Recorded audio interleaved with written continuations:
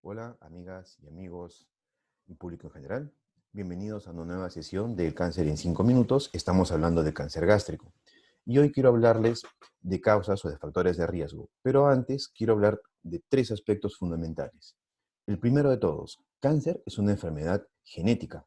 Cuando digo enfermedad genética me refiero a que el problema está en los genes, en el ADN de las células. No se confunda con enfermedad hereditaria. Entonces, todo aquello que influya en el gen de esa célula propende el desarrollo de cáncer. Por eso se dice que cáncer es una enfermedad genética.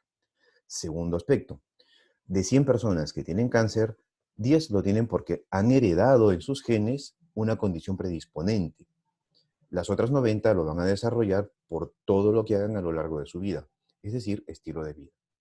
Y el tercer punto es todo aquello que yo haga y que aumente la probabilidad de desarrollo de cáncer se conoce como factor de riesgo, mientras que todo aquello a lo que me exponga y que disminuya la probabilidad del desarrollo de cáncer se llama factor protector. Dicho esto, vamos a empezar con estos aspectos de la charla. Cáncer gástrico, parte 2. Vamos a hablar entonces del equilibrio de factores de riesgo y de factores de prevención o factores de protección. Suele clasificarse a los factores de riesgo como aquellos que son modificables de aquellos que no son modificables. Y vamos a conversar de estos 3. El género o el sexo. El cáncer gástrico es más frecuente en los varones que en las mujeres. 1.5 veces más varones que mujeres van a tener cáncer gástrico. La edad. A partir de los 50 años, el riesgo para adquirir cáncer gástrico aumenta. Y finalmente, el aspecto racial. En japoneses, coreanos, vietnamitas, ancestralmente existe mayor proporción de cáncer gástrico, y no solamente en las generaciones que están en los países, sino cuando hay migración a otras partes del planeta, a otros continentes como el continente americano, hasta la cuarta generación mantienen casi intacto ese riesgo para desarrollo de cáncer. Estos 3 factores yo no los puedo modificar, son factores no modificables. Pero lo siguiente sí, el tabaco, por ejemplo. El tabaco contiene más de 4.000 sustancias tóxicas, de las cuales 4 son reconocidos venenos. Entre ellos están el cianuro, el alquitrán, el amonio y el monóxido de carbono. Y se va a asociar o va a desarrollar hasta 17 tipos de cáncer. No es que tenga una asociación débil o estadísticamente aproximada, no. Produce 17 tipos de cáncer, y entre ellos el cáncer de estómago. El alcohol va a producir la atrofia de ese epitelio, de esa mucosa que conversamos en la primera capa del estómago en las sesiones anteriores, produce una atrofia que queda predispuesta al desarrollo de cáncer y otras enfermedades. La obesidad.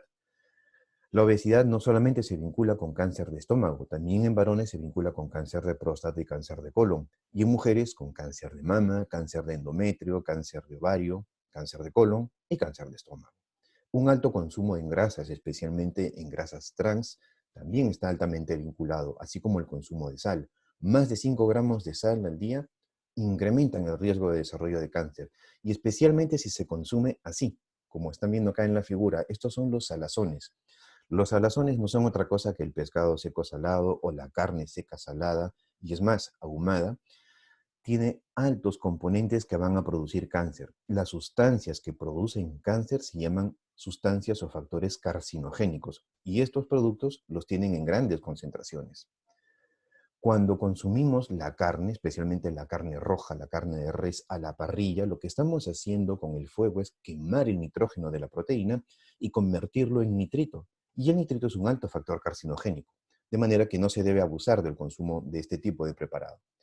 Y he dejado como una mención especial a Helicobacter pylori. Helicobacter pylori es una bacteria, y es una bacteria cuyo mecanismo de transmisión se llama fecal oral, es decir, está en las heces y por lo tanto contamina el agua no potabilizada o el agua no hervida o los alimentos que no están higiénicamente preparados. Y esa es la forma en la que ingresa a nuestro estómago. Una vez que entra, anida entre esas células del epitelio de la mucosa de la que ya hemos conversado, se implanta y empieza a producir una especie de cambios en los genes de las células de la mucosa que en un proceso de transformación de displasias leve, moderada, severa, nos va a llevar al desarrollo de cáncer. Estos factores reconocidos son factores que se llaman factores modificables. Son factores altamente carcinogénicos, pero que yo sí puedo evitar. Los factores de protección. En contraparte tenemos que nos puede proteger de cáncer. Si dejo de consumir tabaco, el riesgo disminuye exponencialmente.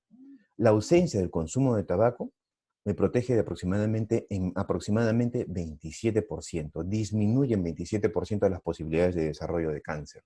Helicobacter pylori. Si sé que tengo Helicobacter pylori, y la manera de saberlo es haciéndome una endoscopía con una respectiva biopsia, o hacer test en el aliento, pruebas en sangre o pruebas en deposiciones, detecto la bacteria, lo que tiene que seguir es el tratamiento. El tratamiento consiste en este tipo de medicinas que se llaman inhibidores de bomba de protones, es decir, omeprazol, esomeprazol, pantoprazol, el que su médico le recomiende, con un esquema de 2 o 3 antibióticos. Un tratamiento por 10 o 14 días erradica la bacteria. Debo dejar pasar aproximadamente 1 o 2 meses para hacerme una prueba de confirmación de que he erradicado la bacteria.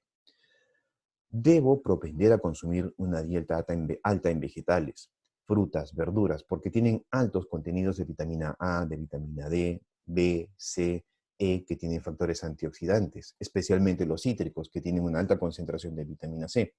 La vitamina C es un alto componente que está presente en las células, que son las llamadas células policía, las células que van a detectar las copias anómalas del ADN y que las van a borrar, las van a eliminar, porque recordemos que las copias anómalas con el gen, con el ADN alterado, es el que también puede propender al desarrollo de cáncer. Los policías de nuestra sangre vigilan esas copias y la vitamina C mejora el desarrollo o la ejecución de esa función. Cuando voy a consumir carne se recomienda que sea carne de pescado o carne de ave. Y si voy a consumir carne de pescado, preferentemente la oscura, el bonito, el jurel, la caballa, porque contiene omega 3, omega 6, que son factores protectores. La actividad física debe ser de aproximadamente 30 minutos al día como actividad física exigente. Y si no puedo hacer actividad física exigente, una actividad moderada de 2 horas. Si no la puedo hacer de un solo golpe, las puedo hacer por partes, pero 2 horas al día de actividad física moderada en su factor protector. Y el peso. El índice de masa corporal debe estar entre 18 y 25, que es el peso normal. Ya vimos que el sobrepeso o la obesidad propende al desarrollo de cáncer. Si practico todos estos factores de protección, evito los factores de riesgo, reduzco las posibilidades de desarrollo de cáncer hasta en un 77%, de modo que tiene impacto importante el estilo de vida tiene un impacto importante en el desarrollo de esta enfermedad. Espero que esta información haya sido de su agrado, pero especialmente sea de mucha utilidad. Muchas gracias por escucharnos. Hasta la siguiente charla.